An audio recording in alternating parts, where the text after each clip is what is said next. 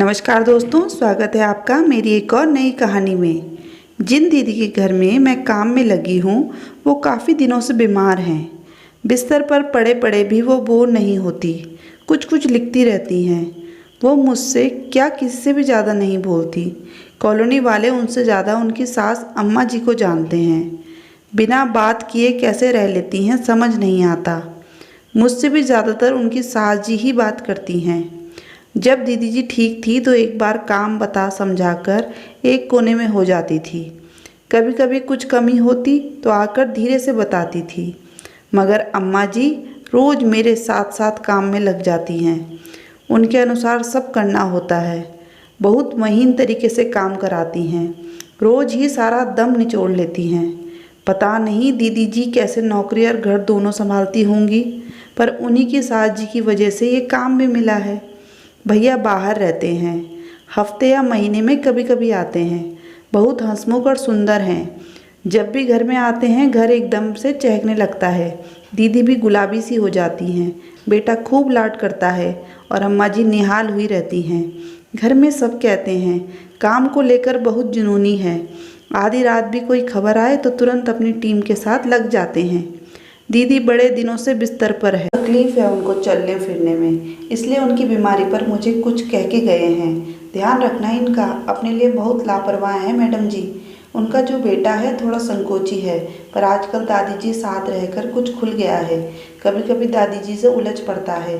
दादी धार्मिक, अनुशासन प्रिय और सफाई पसंद है और उसे बार बार समझाती रहती है। चिढ़ जाता है क्योंकि इकलौता लाड दुलार से पला है, मगर दीदी की वजह से कुछ कहता नहीं। दीदी ने उसे यही सिखाया कि हमारे अपने बड़े कभी गलत नहीं होते। उनका तरीका कर सकता है मगर उनकी बात में भलाई ही होती है। पर बच्चे तो बच्चे होते हैं। पिछले दिनों स्कूल में छुट्टियां पड़ गई। दीदी बिस्तर पर ही थी। उस दिन दादी और पोते में झड़प हो गई। दादी जी उसे कॉलोनी के बच्चों के साथ साथ खेलने नहीं दे रही थी। बच्चे बार बार खाली प्लॉट में जा रहे थे जहाँ थोड़ा कचरा बिखरा था। दादी जी ने उसे और सब बच्चों को डांट कर भगा दिया। बच्चों को ये नागवार गुजरा और दीदी के बेटे को भर दिया। तेरी दादी का रोज का है, उनको क्या, हम जहाँ भी खेलें और तू मत आया कर हमारे साथ खेलने, बेकार हमारी बेइज्जती होती है। दादी जी ने उसे बालकनी से उन बच्चों के साथ खड़े हो बात करते देखा तो उसे फिर लताड़ा और घर बुलाया। उस दिन दादी पोते के बीच झड़प होनी पक्की थी। दीदी अपने कमरे में थी। दादी जी ने कमरे के बाहर से कहा, ये सब माँ की ढील का नतीजा है। कहा नहीं मानता उस किसी का। बड़ों की बात का कोई मान नहीं है, कोई संस्कार नहीं सिखाया, बस नौकरी की मस्ती में रहे सब। दीदी शांत पड़ी रही। बेटा दंदनाता आया और आते ही हाथ पैर धोने बाथरूम में घुस गया और जोर से दरवाज़ा बंद किया। दादी जी और गुस्से में आ गई। गुस्सा दिखा रहा है हमको, तुम देख रही हो ना कैसे पटका है दरवाज़ा। दीदी कुछ बोली नहीं। दादी जी का गुस्सा सातवें आसमान पर था। हाँ तुम तो बड़ा हुआ, हमको क्या, 4 दिन और रहेंगे जिंदा, तुम ही झेलोगी। पोता बाहर निकल आया और माँ के पास जाकर बोला, माँ दादी जी को बोलो थोड़ा कम बोला करे, सारा दिन मेरे पीछे पड़ी रहती हैं। मेरे दोस्त भी अब मुझसे कटने लगे हैं। ओके, पर ऐसा दरवाज़ा पटकना बहुत गलत है।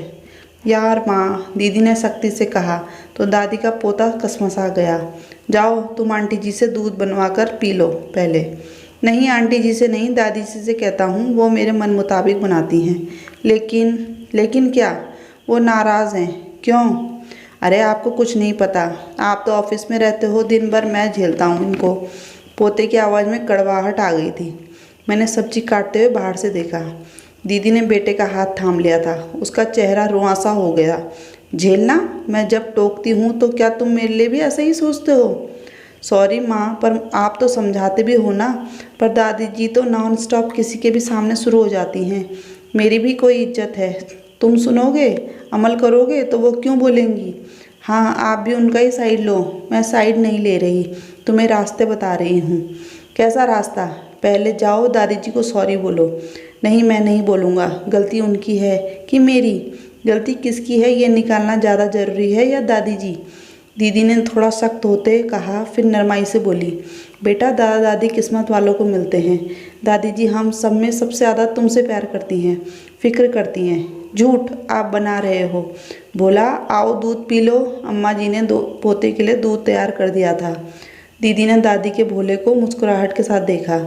देखा दादी जी का प्यार। अच्छा ठीक है, कहता हूँ सॉरी, पर आप बोल देना दोस्तों के सामने कुछ नहीं कहेंगी। यार दोस्तों को समझा दो, भोलेनाथ की गंदगी में खेलेंगे तो जो देखेगा डांटेगा। मेरी दादी जी ने पहले देखा तो टोका, बस ओके ओके ठीक है। भोला ओ भोला, नाराज हो, दूध नहीं पियोगे? दादी जी ने फिर आवाज़ लगाई। आया दादी जी। कुछ देर बाद दादी पोता साथ बैठकर भैया से वीडियो कॉल पर थे। दीदी अपने कमरे में बिस्तर पर थी। मैंने उनको हॉट वाटर बोतल दी, उन्होंने अपनी कमर पर रख ली। दादी और पोता अब भी दीदी की शिकायत में लगे थे। हमारी हर बात पर चुप लगा जाती है, कुछ बोलती नहीं। पापा पापा, माँ बस मुझे समझाती रहती है, दादी को कुछ नहीं कहती। काहे कहेगी हमको? तुम्हारी तरह नहीं है जो बहस करे बड़ों के सामने। अरे मैंने कब बहस की? देखा पापा, देखा। दूसरी तरफ भैया लगातार हंसे जा रहे थे। तू भी उसी की तरह है, हर बात को हंसी में उड़ा देता है। मैं दीदी की कमर पर मालिश कर रही थी। दीदी के कमरे में सब सुनाई दे रहा था। मैंने देखा दीदी सुनकर मुस्कुरा रही थी। अच्छा बेटा, अब की तुमको हॉस्टल में डाल देता हूँ।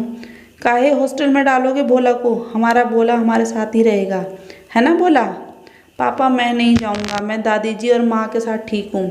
सोच लो, दोनों शिकायत तुम दोनों को एक दूसरे से। वो तो हमारा चलता रहता है ना दादी जी। हाँ हाँ, तुम अपने काम पर ध्यान दो। ओके। भोलेनाथ की दादी जी, आपकी वो चुप्पी मैडम कहाँ है? बात करा दो। ये अपने काम में ध्यान दो। लोग शिकायत करेंगे कि ऑफिस आवर में लंबा लंबा बतियाता है। रात को कमरे में पहुंचकर ढेर बतिया लेना। अभी क्या बात करोगे? रखो। ओके प्रणाम। खुश रहो। मुझे ये ठीक नहीं लगा। अम्मा जी, कितने दिन हुए तुम्हें नहीं उन्हें जानते? दीदी हम तो जो सुन रहे, देख रहे, कह रहे। ठीक है, पर तुम्हारी नज़र में जो है वो तुम्हारी सोच से गलत होगा। लेकिन मुझे ध्यान रहता है कि वो इस परिवार की मुखिया हैं, हमेशा भला सोचेंगी। आगे से इस घर में कुछ भी कहने से पहले सोचना। बेटू सुनेगा तो उस पर असर पड़ेगा। दीदी की बात में डांट भी थी और चिंता भी। मेरा मुंह बनता देख वो बोली। बुरा मान गई क्या? नहीं दीदी, तुम खुद को दादी जी की जगह रख कर देखो, खुद समझ जाओगी। आपको सच में कुछ बुरा नहीं लगता? आपको बाबू को दिन भर कितना कहती रहती हैं।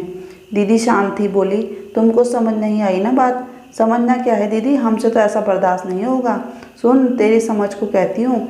मैं बच्चों को तो समझा सकती हूँ, खुद को भी ढाल सकती हूँ, पर बड़ों को पलट कर कहना ठीक नहीं लगता मुझे। अभी इनके जितनी दुनिया नहीं देखी मैंने, बाकी मुझे मेरे अहम से ज़्यादा इस घर की खुशी ज़रूरी लगती है। रात हो गई थी। मेरे पतिदेव ने फ़ोन करके कहा, आज वहीं रुक जाओ, मैं सुबह पहुँचूँगा। ये ट्रैवल एजेंसी में काम करते हैं। दीदी भी बोली, रुक जाओ, कोई दिक्कत नहीं है।